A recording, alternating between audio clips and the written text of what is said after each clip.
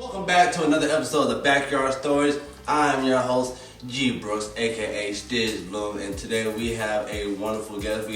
And how do you want to be presented? I'm so sorry. Stephanie. My name is Stephanie. Yeah, nice to meet you, Stephanie. Thank you so much. And we have the lovely Stephanie here for this episode today. How are you doing? I'm good. Yeah? Good. I'm nervous, but good. Yeah, okay. You know what I mean? Well, enjoy it and be free to, you know what I mean? Just let your mind, you know what I mean, go how it's supposed to go. So you said that you've been having photography your whole life. Did your family do photography? No, I was weird. I collected pictures. I liked taking pictures, but I've always been into it, just never really thought about doing it, if that makes sense. And then got out of school and thought about doing photography, and I'm like, nah, I can't afford school. And didn't go through with it. And then when my daughter was born, she was probably 2.5, 3 when I started doing this. Really? So it was just a hobby. I just wanted side cash here and there. Yeah. You just picked up a camera? Did you just had a camera already there and you was like, alright, my husband bought it for me actually. And I didn't know how to use the DSLR. Really? I had to learn I had to look up how to use the camera, and like from there it was just like an explosion. Was it like YouTube videos? Videos, Pinterest, Pinterest. Pinterest. Really? Pinterest actually taught me how to use my camera. So, and then of course you pick from others as you grow. You ask.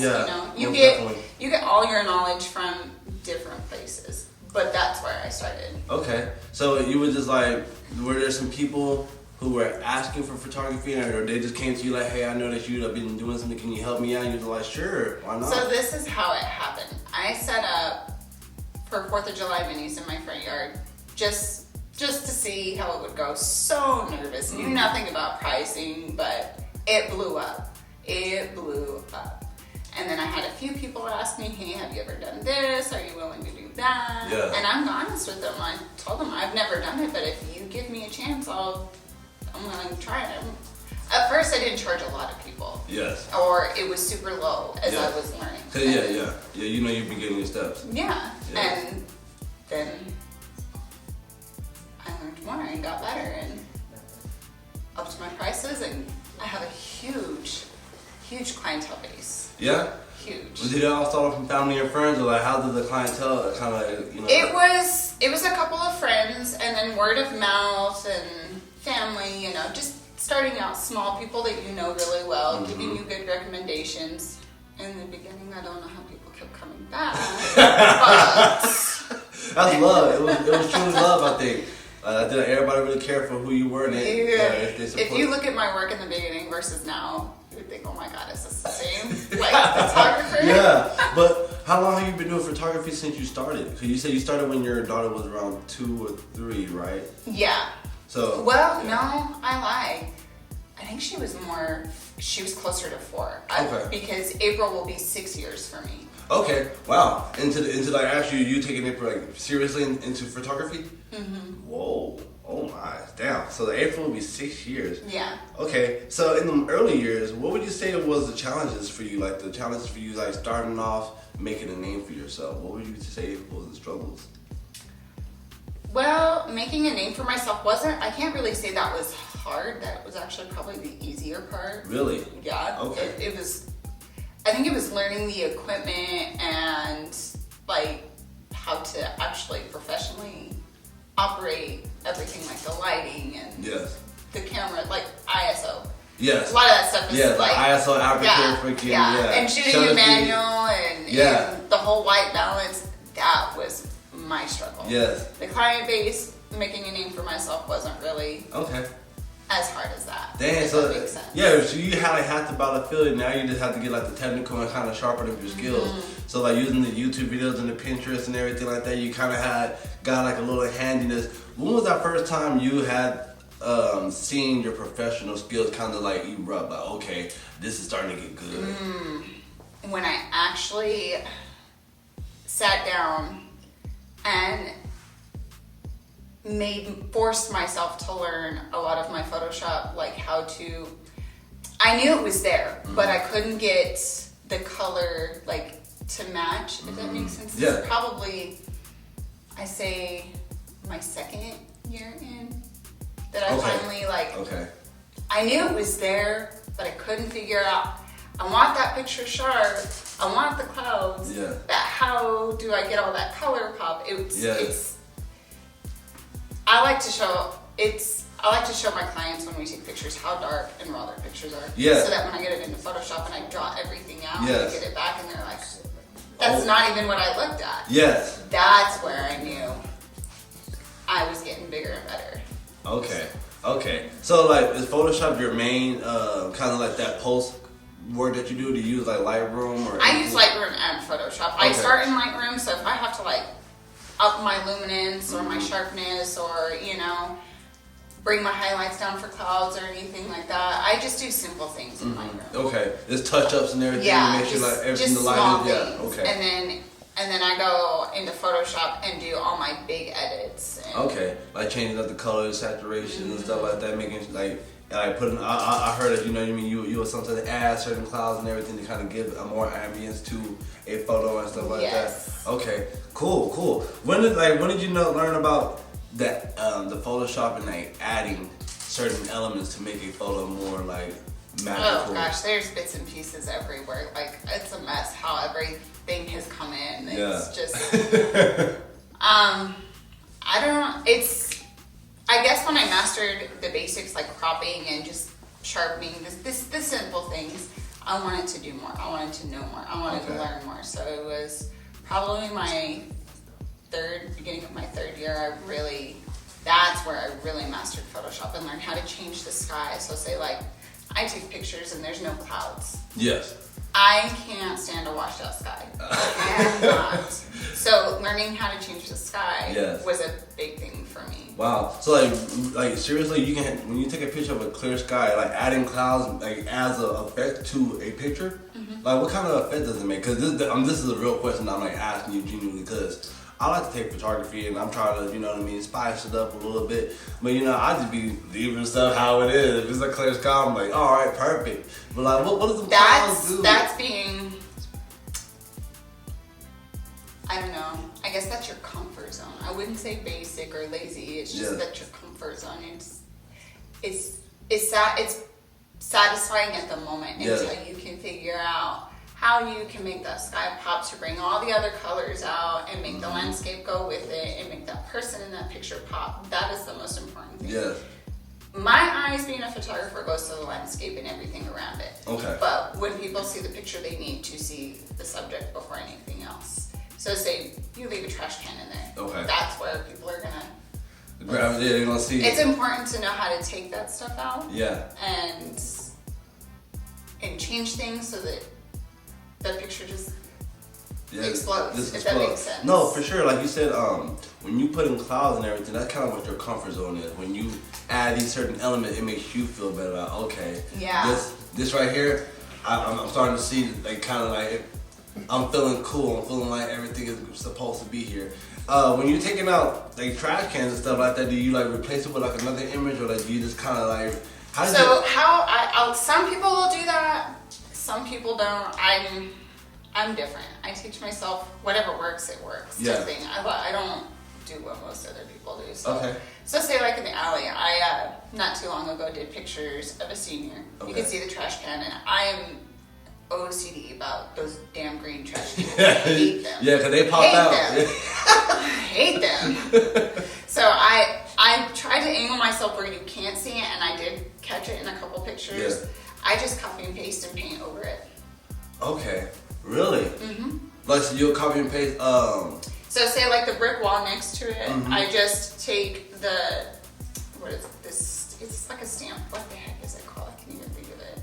I think it's the patch tool is what it is. Yeah. Okay. Okay. Adjusting your brush to the right size is what's most important. Yes. And making it look real, like you gotta. Okay, so in a sense, you would take two different photos. One angle with the senior looking nice, but there was another one where that trash can's not even there no more. No, it's not even two different photos. It's just one I just copied from like one area of the photo and paint over. Okay. Literally, like, okay, if the two places were symmetrical and stuff like that, or you have some nice open area on the left side of him, you copy and paste that and kind of like brush make it match. Yeah, okay. I kind of remember it's like a little password, a little copy and paste. Yeah. I know what you're talking about. Yeah. Yeah, it's like you said, the stamp tool. It's like I think it's called the stamp tool. Yeah, see, now you get into the technical terms. At first, I thought you wasn't gonna get into it. No, there are some technical terms that I'm like, I don't even know what that does. And then they explain it, I'm like, oh, that's not what I call it, but okay. Yeah. What's one of them technical terms that you can kind of like, give somebody, a little lesson on? You don't have to like talk about the technical term, but like in your own way, like what's something that you were learning, but you was like, oh, okay, I do it this way. That's a good question. Because it's all kinds of stuff. you can talk about whatever pops in your mind. Again, like we got time, so like the more the better. You know what I mean? I'm just wasn't trying to dive in too much into your secret book of magic. I know I'm just thinking now that I'm on the spot, it's not going to come to me because. Okay. Let's come back to that. Yeah, definitely. So I'll definitely try to put a pin into it and come back to this. Do you think you have like a certain style of photography? I do. I think I do. My goal is to make the pictures look as real as possible, but badass at the same time. Yes. No, I mean, most definitely. A lot of people will use presets or filters on top of their pictures, but they don't understand to take it off of the skin at the same time, or bring the what is it? I can't even think of the word. Because you have to adjust the level of the color when you put something on top of a picture. It's not omnibus. I don't know what it is. I can't think of it. The opacity? Yes. Okay. Yes, there you got the word. Yeah. So the opacity. Yeah. I couldn't even think of it, but it's a lot of people don't understand. How you have to change a lot of that. Like you can't just slap it on and call it a picture. You really have to make it your own. Yeah, you gotta blend it in. So like really playing around with them little slider bars. It's like looking and seeing, okay, what this does, and that kind of gives you your more like, okay. Do you think that it's like more like intuition at this point in time for yourself? Like it's a feeling when you move your sliders to make sure you get that perfect. Okay. Yeah, it's also seeing it too. Like you have to know what you're aiming for when you take the picture too. You can't just blindly take the picture and then go home and be like, now what I do? Yeah. Yeah. So you kind of need. It helps to know what direction you're gonna go while taking that picture, or how you want to go home and edit type thing. And so, say like outside picture, I bring it into Photoshop, and it's just a bland sky. Okay. I know I use actions on a lot of my pictures to make some of the colors pop the way I like. But I also brush some of that down and adjust, like you said, the opacity on it, and take some off certain areas. Like, so say it makes the landscape look absolutely amazing, but the skin is trashy and orange and doesn't go well. Yeah. You brush it off the skin, and then you adjust your skin color the way you like with the vibrance and saturation and stuff like that. Brush that on the skin. Then you add the sky, and it all pops. Like, I already know that's what I'm going to end up doing when I go home, so that helps during the session, knowing how I'm going to edit that. Okay. So, would you say that you do portraits, landscapes? Are you like any type of photo that somebody likes? Do you do weddings, quinceañeras? What type of photo? One thing I don't do is quinceañeras. Yeah. I've done a couple. I'm not good at it. I'm not. I'm not. That's the one area I've backed off after I did a couple. I'm like, that is not the one area. Can you tell me like your experience on like your first time having like a quinceañera gig? How was that for you? Very nerve-wracking. Very, very nerve-wracking. What was the nerve-wracking? I think I was only like my second year into photography when I took on my first one, and I was honest with them though. Told them, but they still wanted me to do the pictures, and I wasn't unhappy about the pictures, but I wasn't satisfied with some of the pictures. So say like the actual ceremony, everything going on inside the building, everything came out great, but once it got dark, that was a whole different story because I didn't have the right equipment. Oh, so like keep the lighting and everything like that. So like those are like underexposed. Oh yeah, very grainy. Very grainy. So I just decided that's not an area that I want to go. And I've been honest with people, and I'm like, that's just. I don't know what the hell I'm doing when it comes to that, so I'm just gonna back off. And you rather not provide somebody a crappy photo. You want to make sure that you provide people the best work that you can. And yes. It pains you to see like, this stuff is looking. Yeah, I look back at some stuff and I'm like, 1920s. I understand. Like, look at your other work. It's cringy. You're like, I can't believe I put this in my hard drive. Yes, seriously, pictures that I've taken beforehand, but I refuse to give clients now. I'm like. Yeah. So like, okay, so for instance, have you had to like refund any clients because you was like, all right, I know what I did, but this ain't. I've never actually had to refund a client. There's been several times where I've loaded something and I'm like, so I lied. I did have to refund a client one time because I lost the pictures somehow when I loaded them on my computer. Oh no. I moved them to a file, never could find where I moved them.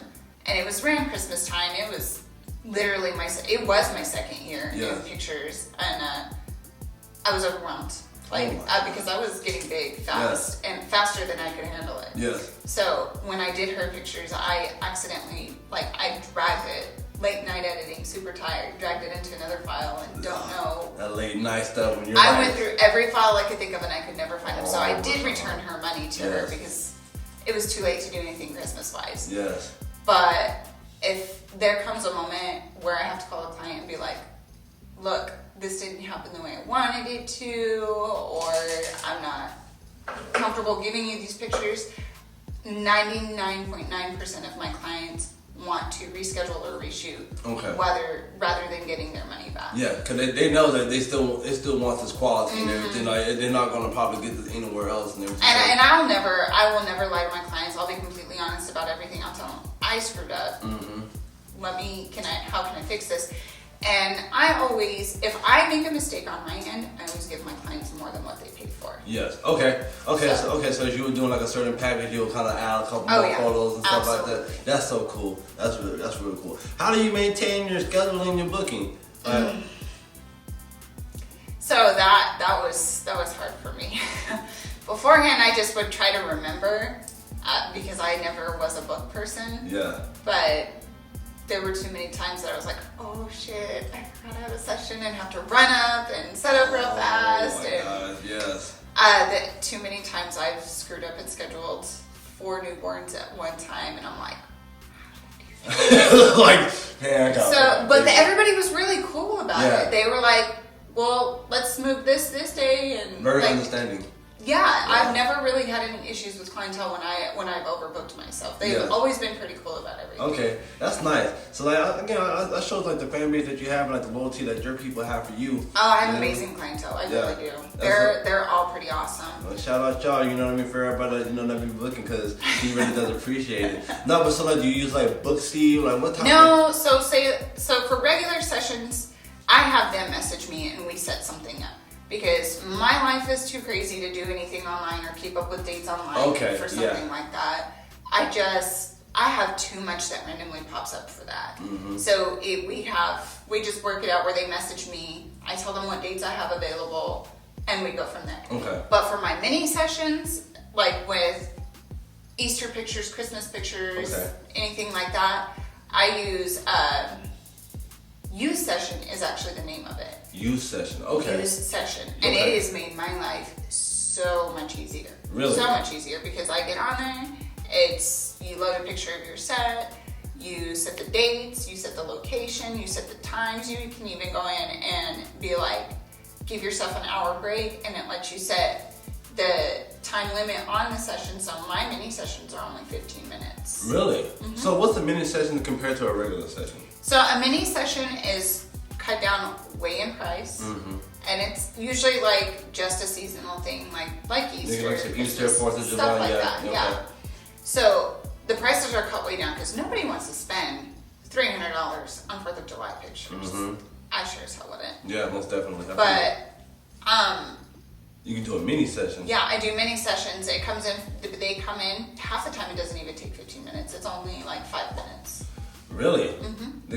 So like most of the people, they kind of have to come already prepared and they have to show up ready and dressed. I have a few that are like, they need a little extra time, and I always tell them to book like the last spot so that they have that time Yes. and we're not stressed and backing everybody Yes, up. yes. But they come ready. The set is already set up. It's literally, it is the craziest thing. You guys should be here one time when I do mini sessions. Man, It's please. just Basically, we in and out. get some like, you know, background BTS footage of that and everything, and do a little something, because that would be really nice to like be able to present and showcase like the works that actually go behind these mini sessions. Because it should be you and the family, you know what I mean, or whoever it be. Like nobody. Well, sometimes it's not just us and the family. Like Yeah? sometimes there's people in this room waiting while I'm set up in this room. I'll do the mini sessions in this room so that we have a little bit of privacy kind of thing. Yes. And the kids don't get too distracted by people who come in, because kids, the littlest thing, they get distracted. Yeah, but So- like this look like a playhouse. You come in here, you get like kids like what? Oh, I've had kids run around here like crazy.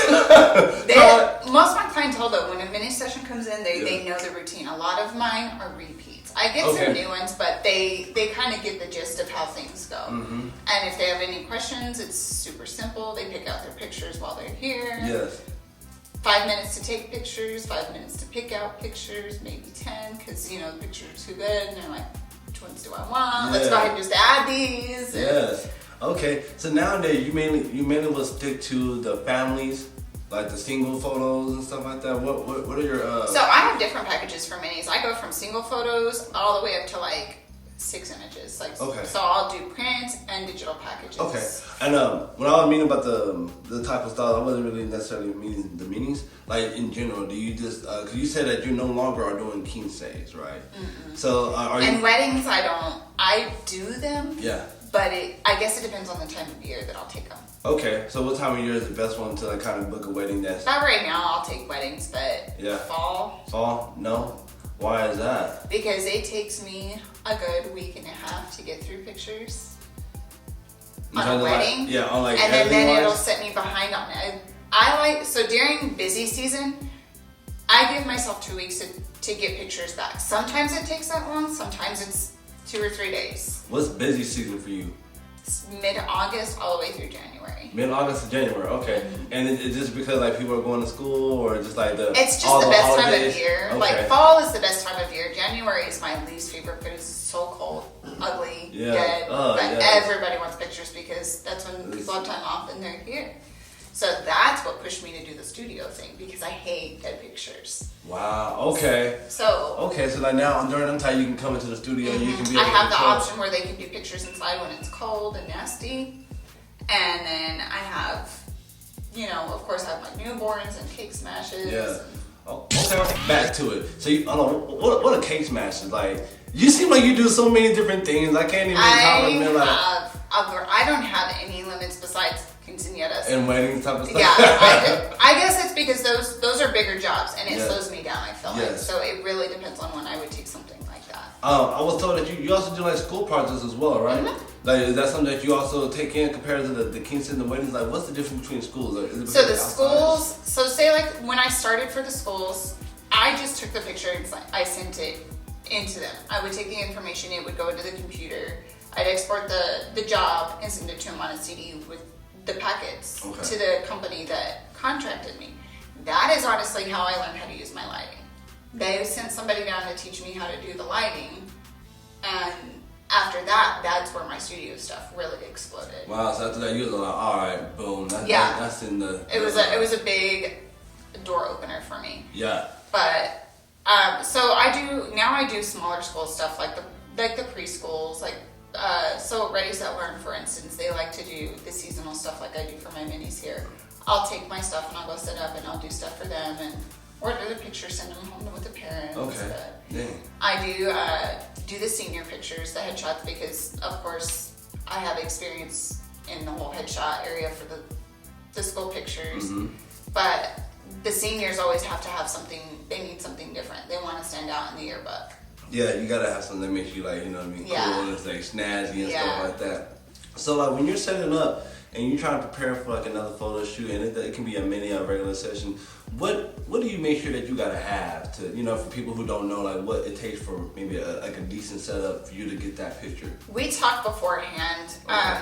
We always, aside from the mini sessions, like a regular session, say my maternity stuff, a lot of people don't want to buy those dresses because you're going to wear them one time and never wear it again. So I have an option for my moms, Yeah, and I let them know. And then they'll come meet up before their session. They'll look at what I have, decide if they want to use that, or go ahead and order something. We'll go over posing techniques and stuff like that before they come in, so that they're better prepared and more confident. Yes.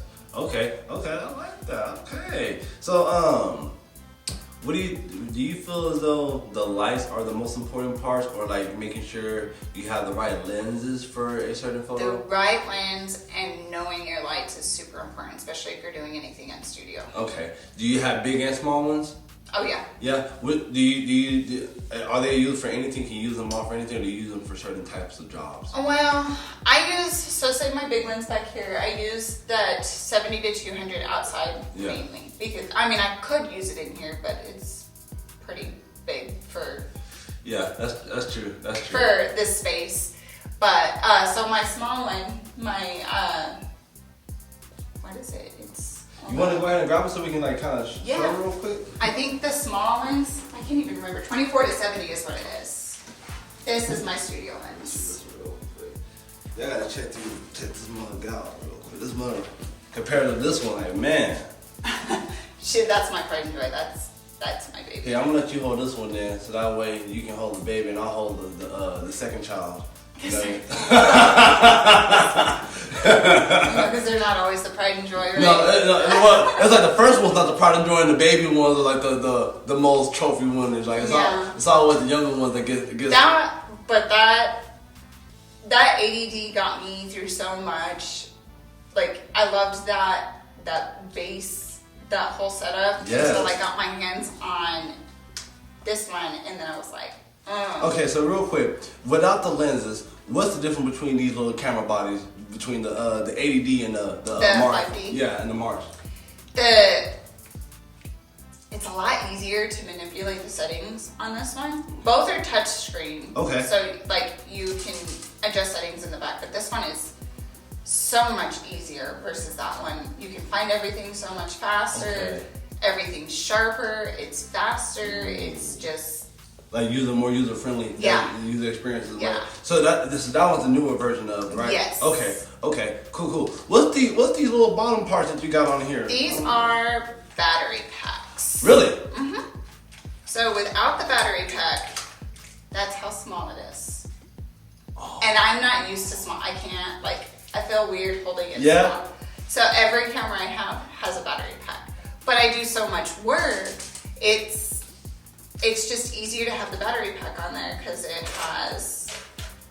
Oh, snap! I got 2 batteries. Oh, snaps! Oh. So it lasts a whole lot longer, yeah. and I don't have to worry about did I charge my battery? Yeah, in the studio and be like, crap. So like a whole battery pack. How long? Okay, without you charging, I know you pretty much do like a daily charging of your cameras. How long do you think you can go with just no charging, fully charged on these? I've gone up to 2 weeks of no charging.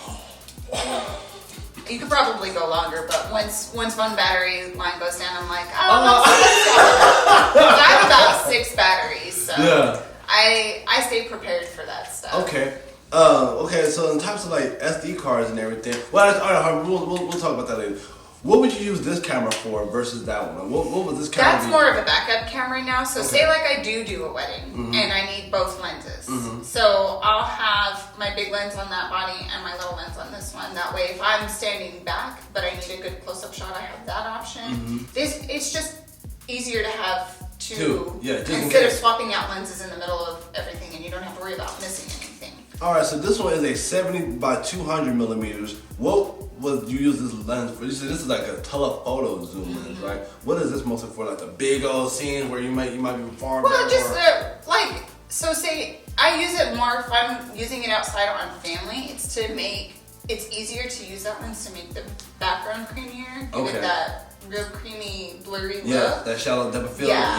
Yes. So that's what I would use that for. I use it for the moon. I love shooting the moon with it. Yes, I've seen some of your work. One of my favorites. Yes. And then just anything close up if I'm at a good distance. I want to get a good close-up picture. And like you're saying, and to get that nice background blurred out and everything, you really can control that with this one right here. I've gone out in my backyard with that thing, and there will be a really pretty bird sitting on the back fence, and I'll just be across the yard and I can zoom in real close and get that. And it's crisp. Amazing. Yeah, and see, that's what I like about that. Like, a lot of the animal photos will be used with this one because, like, you can be in like, you know what I mean, far back, you're not disturbing it, you don't have to worry about, like, awakening it, and you can get them crisp in the moment, like it's doing its natural thing. Yes, most definitely. Okay, and then what about that one? Because I'm gonna talk about pricing in a little bit. What about those? What would you?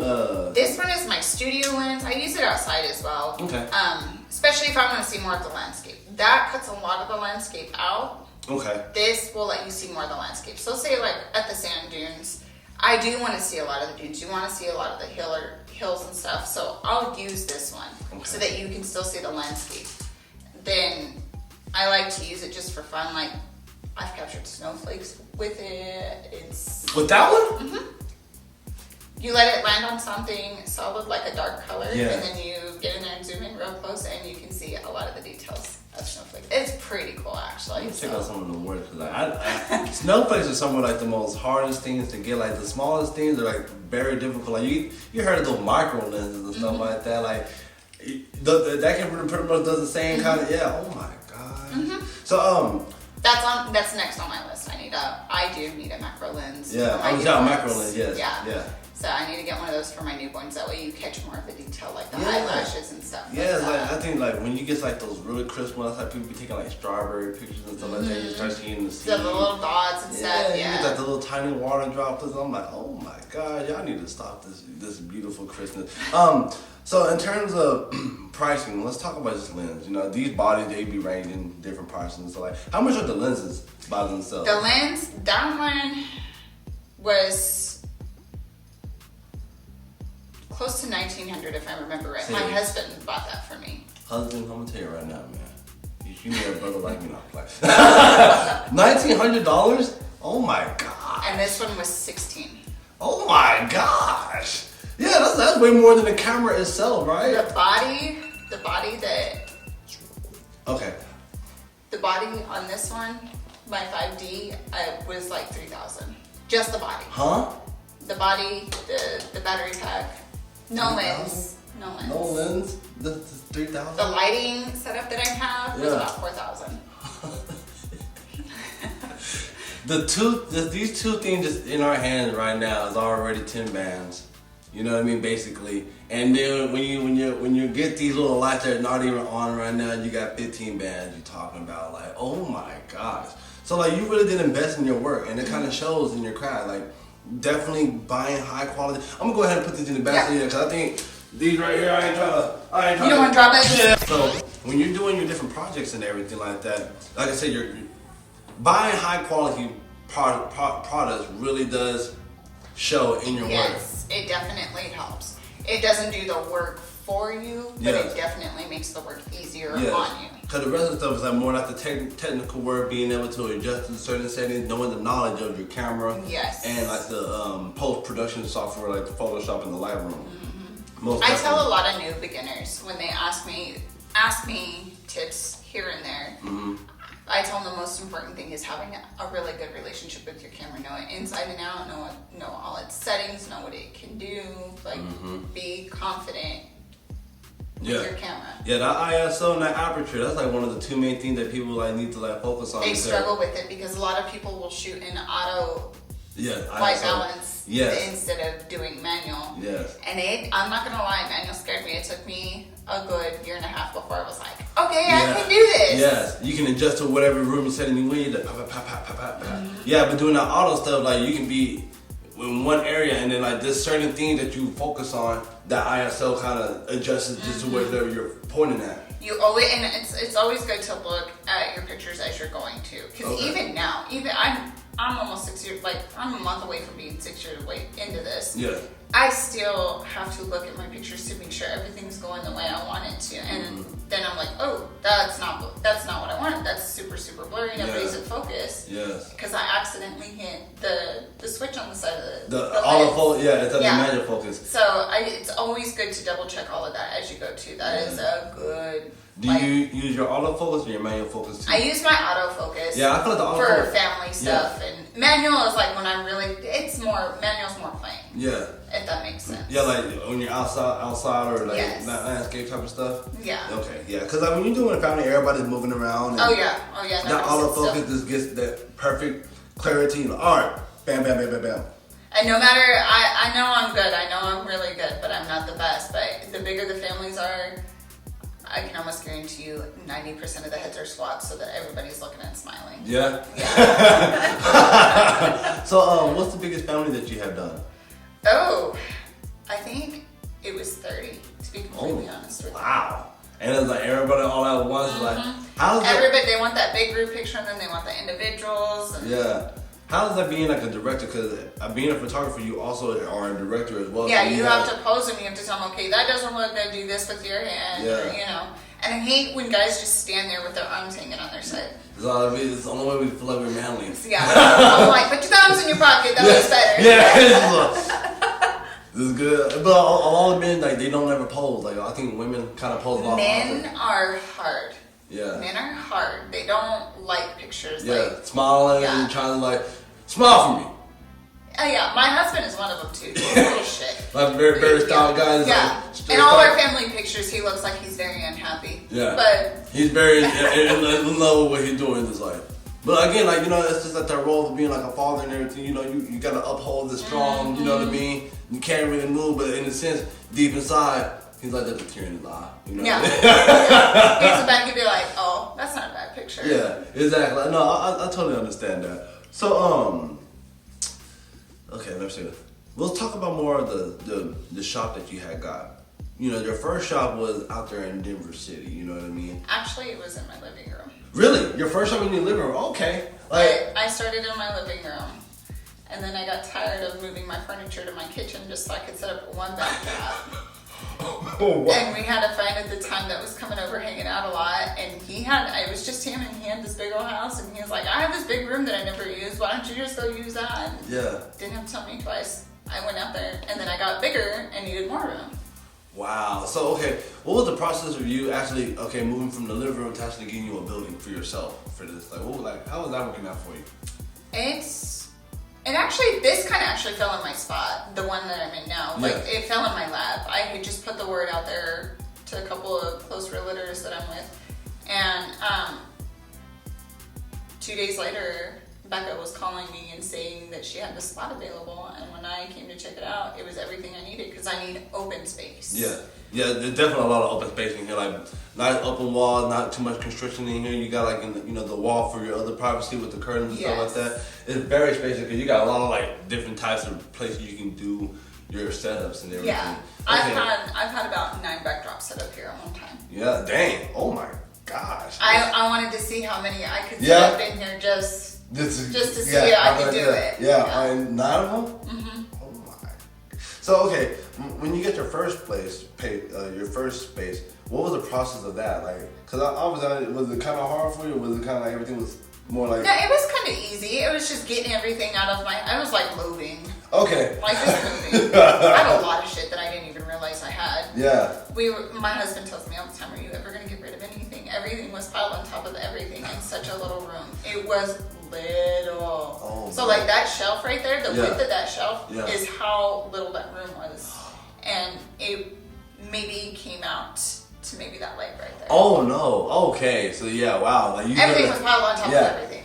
So when I got that space and I was able to set up and like display some stuff, I'm like, oh, this is really cool. I feel kind of professional. Yeah, like, okay, now some stuff can go here, it can go here. Yeah. But after a while, you was like, so was it like you getting a lot more things for props and stuff like that? The reason you was like, all right, now I gotta upgrade from this place, or was it more like just the location and where you was at? Well, it was a combination of both. Okay. The location where I was at, and then a combination of getting more and needing more space. And the location was okay at first, but I'm one that presentation is everything. Mm-hmm. And when you got a bunch of trash and weeds and stuff growing and the owner doesn't want to do what needs to be done, it's time to go. Yeah. So that's exactly what I did. It was just a lot of things worked out where it was time for me to one foot out the door and do another type thing. Yeah, try to spread your wings and everything. Yes, most definitely. So then when you found this place, you were able to like, do you think this is kind of the pristine place for you? You got the amount of space that you really need for I'm good here. I'm good here for a while. I got a good setup going on. It's not crazy expensive, but it's still... You still can maintain and then still make a living, earn your margins and stuff like that. Not gonna lie, taking on the studio and the payment that I make a month for it was super scary for me because I've never had overhead. What's an overhead? Overhead is like what you rent. Okay. Rent, paying for pictures, stuff like that. Yeah. And I didn't become a legal business until I moved into here. Really? Mm-hmm. So now you finally want to turn a legal business like in like your LLC type of stuff? Mm-hmm. Okay, so you finally have become an actual incorporated business. Yes. Okay, nice. Congratulations. Have to because I made it 6 years. Even my accountant was like, "You've been doing this almost 6 years and nobody sued you yet." Yeah. Like you're saying, like once you get, you start getting big, the money starts coming too. You know what I mean? And obviously, the IRS and Uncle Sam never. Oh yeah, I was already. My husband was like, I think it's time. So I'm like, I don't think it's a hobby anymore. It legit pays the bills, so we should probably go legit with this. Yeah, that's cool. So that right there, you're starting to now pay taxes on like your work and everything like that, and kind of file out your W-9s and everything for. Okay, so this is literally your bread and butter and how it works out. This is it. Okay. Is there any kind of goals that you have for 2022 in terms of like your work and your photography, in terms of making collabs with people or like just doing a certain type of photography? I want to help more. I want to help more. I do want to teach more, because I see a lot of newbies that are struggling. Yes. And I've been there. I've been there. I want to make it. I struggled so damn bad to learn what I did learn just to get me going. Mm-hmm. And I want to help people with that. That's my goal. Okay. So. Have you ever? So continue.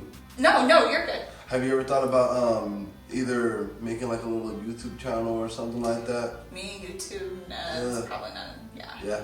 Like I said, I'm camera shy, so I don't know that. I understand. What about substitution work for like like doing like a little crash course maybe for like? I've thought about maybe doing something like that. Not even substitution, but maybe like like your own little thing to where you can do a crash course for young entrepreneurs. Yeah. But I've thought about maybe having a few people come in and actually showing them hands-on, because that's how I am. I learn better hands-on. Yes. And so I thought about doing a couple of things like that, but then at the same time, I talk so fast and I know this stuff so well that I have to dumb myself down to slow down so they understand me. Yes. I tried to help a good friend of mine, and we struggled because she couldn't keep up with me. Oh, yeah. I was too fast. It's so natural to you at this point in time. Like 6 years in, you're like, all right, gotta come. Yeah, she struggled to keep up because I'm just too fast. Like, it's what I do every night. So, You're quick with it now. Like, so, let me, so you said you give yourselves 2 weeks. Well, that's during busy season. Mm-hmm. If it wasn't busy season, how long does it take you to kind of finish a project? And let's say it's like right now, it's probably taking me about a week because this is supposed to be a slower month, but I'm not. Yeah, I still have quite a few sessions coming in at a time, so it's not. I'm just giving myself a week. Usually, during this time of year, 2 or 3 days, 4 tops is what it usually takes. Okay. But the amount of sessions I have coming in is what's prolonging. So the turnaround time. How many photos would you take to get the perfect? Because like you said, sometimes like for a mini session, you probably they'll probably get 6 photos for a package. You know what I mean? Mm-hmm. How many photos do you actually take to make sure you got like a? Sometimes that's right about it. That's what it is. Cause like I'm mastered the mini sessions. Like okay, dang. Pardon my language. I've made mini sessions my bitch. Yeah. So yeah. It's easy because I wait for that right moment. With the lights, you can't really hold your finger down getting multiple shots because it's gonna flash and scare the kids. Okay. So when you press your camera button, these lights flash too. Mm-hmm. Okay, so now it's like you gotta make sure like everything is pristine. I wait before I get that picture. I know that picture is gonna be good before I snap that picture, and it's really like super easy. Yeah. A lot of the kids that come in here are pretty good. I get a few that are like, hell no, that's a big old camera, get it out of my face, I want nothing to do with this. Yeah, this is scary. Yeah. Okay. So that's still some people that got fears of cameras. I didn't know about that. Like, it's a legit thing. Yeah, it's like a big object. Like, what's this? Wait a minute. What are we doing here? You tricked us. I've even like on private sessions, I've had kiddos that have gone, so like these pandemic babies, like they've gone a whole year without getting pictures done, seeing nobody, not being exposed to anybody. True. That's hard on them. Especially. It's very hard on them. Yeah, so I've had to literally set up in here. I was doing a cake smash and the baby just was not doing. She wasn't around very many people. She didn't want nothing to do with me. No matter how hard I tried or how, I would keep my distance, because the closer I got, the more worked up she got. So I would keep my distance. Well, it got to a point where she just was not doing it. So I sat the older sister down and I showed her how to use my camera. She didn't have to mess with the settings. She just, just aim and shoot pretty much. And she pretty much had to shoot the session, and then I had to slowly sneak in and finish. Wow. Mm-hmm. So that just to get the child comfortable, like that. Yeah, you do what you have to do. You have to. You are really not the boss when it comes to kids. Yeah, okay. The kids boss you around. Like you have to do what the kids are comfortable with. Yeah. And you have to be patient. Patience is everything when it comes to kids. Oh my God! What's the longest session you have? You know what I mean? You don't have to be in a session. You can be any time. I've gone newborns were always the worst when I was learning. I've gone almost 2.5 hours shooting a newborn session. And that's just. But that was in the beginning, learning how to handle them and manipulate them, and finding all the sweet spots and getting all the tips that you need. So now it takes me up to an hour. Okay. For a newborn session, that's if it's a bigger package. But if it's a smaller package, done in like 30 minutes. Oh, okay. So why do you keep the baby wrapped up? You know what I mean? I see that. They're easier to pose. So say like you bring in a baby that's 2-3 weeks old. They're learning how to move their muscles. They flail all around. They don't sit still, especially when you put them in props, like a lot of those props there. Yes. Wrapping them is a lot easier to pose them. You can bring their hands out, put them under their chin.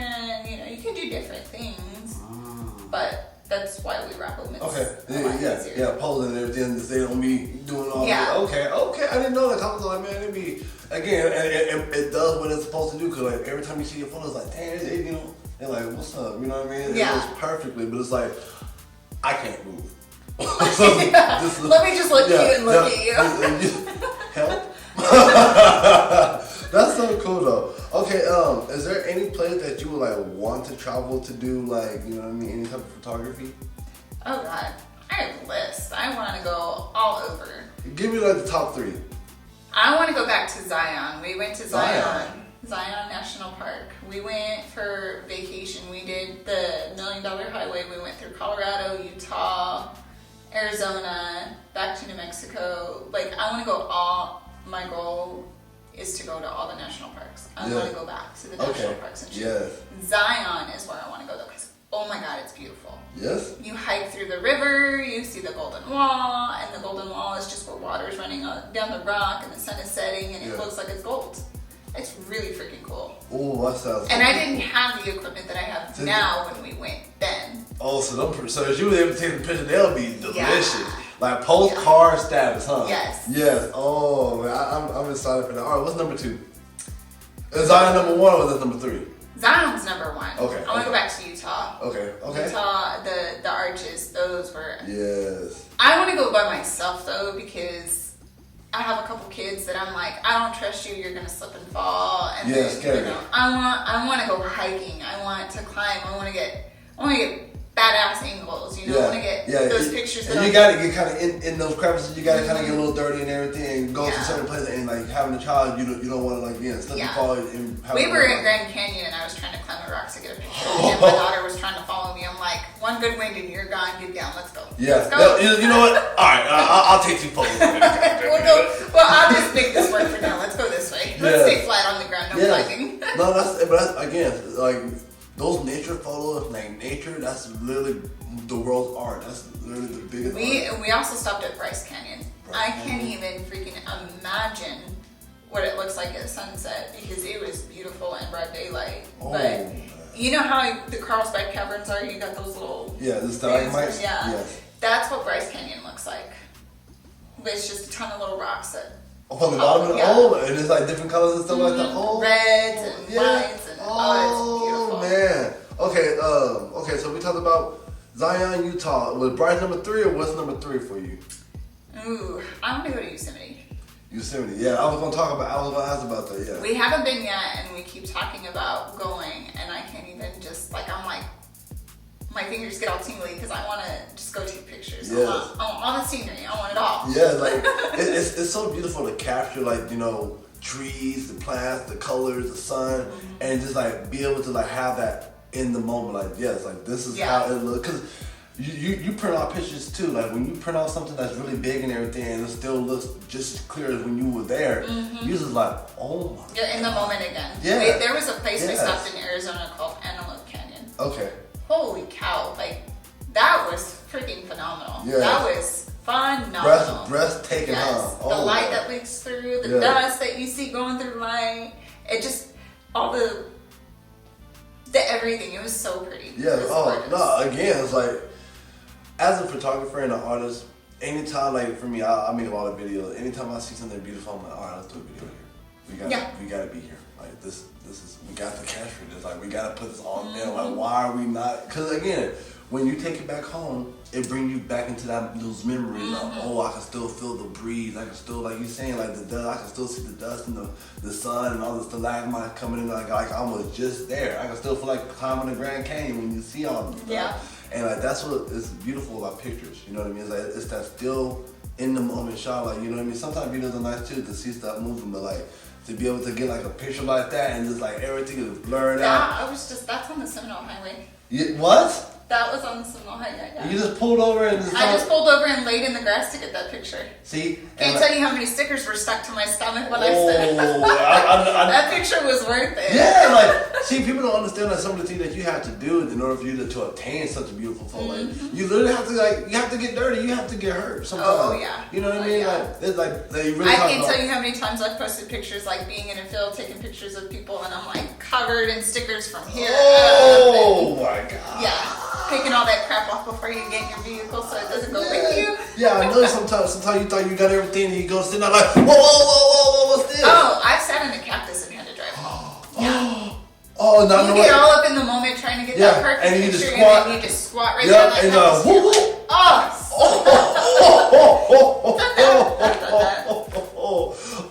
Photography is not easy. Like it goes to the really beauty is pain. Exactly. It definitely has its moments where it's like, shit, that hurt. Yes, most definitely. So, what type of food is Stephanie enjoying? Like, what's your favorite type for a photographer like yourself?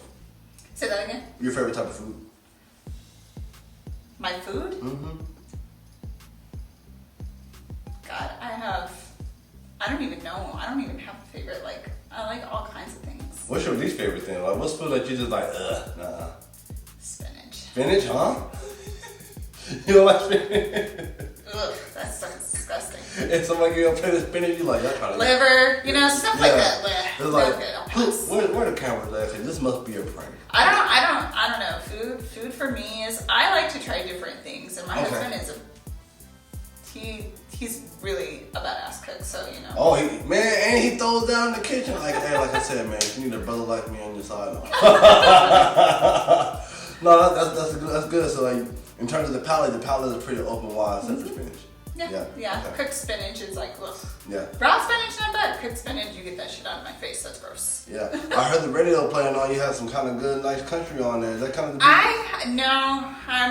like rock. You like rock? Country's just friendly. Yeah. It's like, you get clients coming in, they don't want to be listening to nothing like heavy metal or they don't want none of that. So usually after the everybody leaves, you cut the country out like Yeah, pretty much. Okay, the heavier the better. What's your favorite band?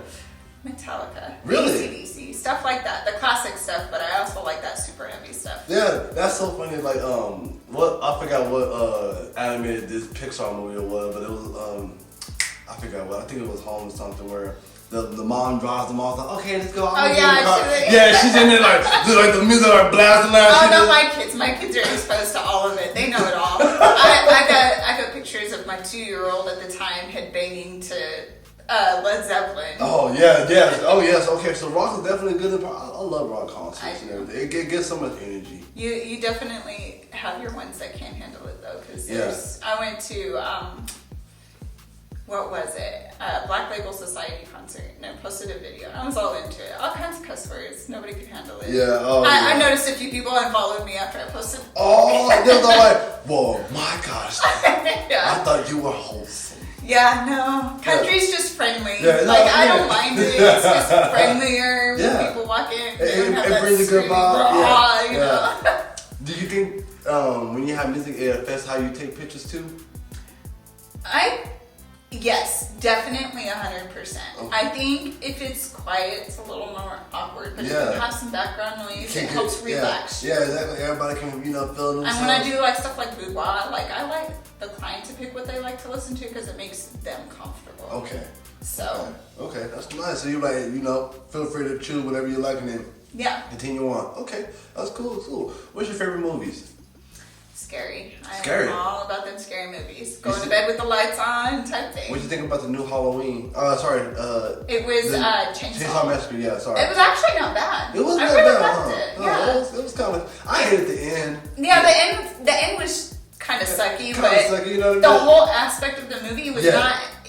With it being remade again and again and again, it wasn't as bad as I thought it was going to be. Yeah, of course you're like, oh, okay, this is our 5th remake. It's going to be janky, but they had good quality. They made a good storyline. Yeah, it still had that old feeling. Yeah, like the old. That's what I miss is the old school feeling to them scary movies. Yeah. Not that, I don't know. I guess wrong generation, but no. Again, that's how that's why these slasher movies still present themselves today like Halloween, you know what I mean? That's why they make so many remakes because you cannot beat that style of a film. You know what I mean? Like it was definitely nice. You know, back then I didn't like the ending of it, but that's to each his own, everybody's opinion. But I like that. So what's your favorite scary movie? Pinpoint it. Ooh, I'm gonna have to go classic with that. I'm gonna have to go Freddy Krueger. Freddy Krueger. He's Really? Nightmare on Elm Street? Yep. The original one, was like the 1990s? I like the very original ones. Yeah. Like, not the ones that just keep going and going and going. I like the very original ones. Yeah, man. You know, Chucky, stuff like that. The Okay. No, Chucky's cool. So you like the screams and stuff like that? Yeah. Okay. What about the scary movie franchise? They're more funny and everything. Do you really care for those? It depends on what mood I'm in, I guess. Like, it really depends if I'm like, do I really want to sit through this? Like, do I want to kind of be entertained? Like, nah, I'm going to go ahead and go to a real scary movie. Yeah. And that's what I like to listen to a lot of the time as background noise when I edit. I put on scary movies when I edit. And it's just me. So say like my husband goes to bed, the kids are in bed. Scary movie is on for the background noise while I'm editing. Looking at the ISO, trying to turn the... Yeah, be like, and then you catch me just staring at the TV like, oh my God, what's going to happen? Exactly like, all right, horror movie. Like, pause it, What about the newer one, like The Conjuring or like the... I like The Conjurings. Yeah, those are good. Yeah, what are the freaking... Sinister's a pretty good Sinister, one. Yeah, I couldn't think about that one. Yeah, Sinister's pretty good. Yeah, they got some the exorcisms and stuff like that. Yeah, those are pretty nice. I like. What about It? Like the newer one.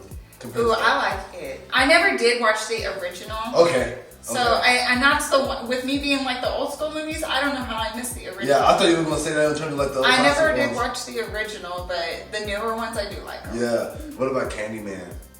I haven't watched that yet. I need to. That's on my list. Yeah, that's on my list. You know what I mean? For a lot of the, the older one I have, the newer one I have not watched. Yes, the newer one. I don't know. I guess mixed feelings about it. It still kind of has some of the same essence, but I think they had waited a little too long to bring back the same characters that they did. You know what I mean? Like Homie is seasoned now, so it's like you can't expect him to be the same kind of. Yeah.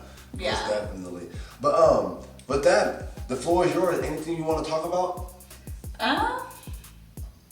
Honestly, not really. I mean, we're pretty much covering everything as we've gone. Oh, I did have one little question. How in the world did you keep on having these ideas for like the new backgrounds, the new like scenery, the new pieces, like the new problem? Like, where are these ideas coming from?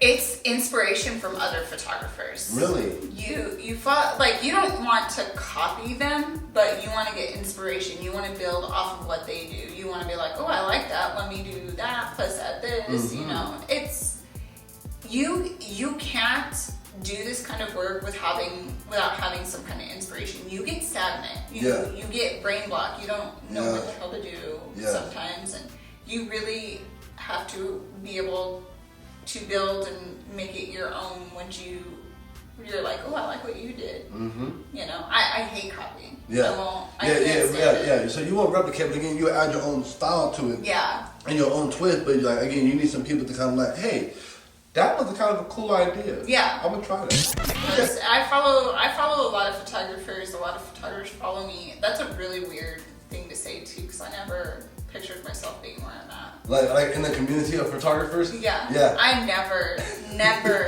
in a million years saw me being where I am now. Yeah. Like, But I think that's how you really notice your passion, because it's something that you never foreseen. Yeah. You know what I mean? Like this is stuff like you always like, well, I wasn't really like the best at this, but I just picked it up, and now it's like, I found a whole community, and that's how it is. You literally post up one thing of your work, and then you know you got 5 other people following you. Mm-hmm. You know, you find out people in your own community that were doing some stuff on the low, or like kind of like in the street, but they got amazing work. You're like, okay, where have y'all been? Like, where's everybody coming from? I have almost 5,000 followers, and I know it's over 5,000 followers. Like's a little bit different, but I really want to scroll through there and see like who is like photographer wise following me, like, because I know I've got several. Yeah. I've a good handful following me, so I'm like, we like to pick off of each other sometimes. I do have some that are good friends, like that live in different states and stuff like that, and we kind of help each other out. Be like, hey, how did you do that, or you know. Yes.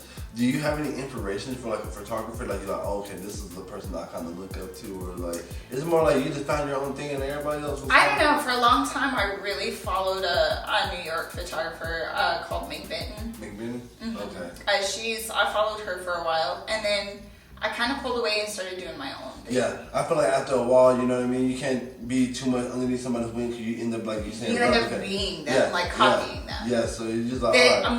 When I followed her, it was more for the educational purpose, like learning different techniques or how to do something in Photoshop or you know something like that. Because she offers like little courses for it. You could buy the little course and it's yours forever, and you can go back and refer to something. Really? So.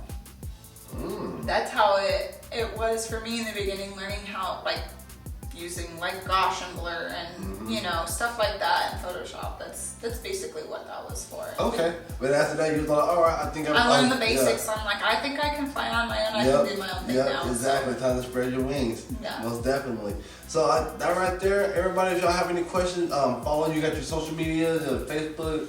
Yeah, Vaughn Photography LLC, and then it's just Vaughn Photography on Instagram. Okay, and last thing, for anybody that you know, male or female, that is trying to be an inspiring photographer, that's that's kind of like traveling along the same path as you, what kind of advice can you give them that can be? The best advice is to always step out of your comfort zone, because that's where you're gonna grow. That's where you're gonna win. Yeah, step out of your comfort zone. Don't be afraid to try new things, because like she said, like you're only gonna grow from there. Well, everybody, that's another episode of Backyard Stories. I am again your host, G Brooks, aka Digital. We have the wonderful guest Stephanie here. Thank you for allowing us your space to be able to talk to you and like to be able to tell us so much about the many different techniques and props that you use. Like it's been a pleasure so much. Yes, thanks for coming in. I appreciate it. Of course. And if y'all haven't checked out our other episodes, man, check out the other episodes. Y'all haven't seen her work, y'all need to check in the work because it's beautiful. Thank For real. you. Y'all have a good one, all right?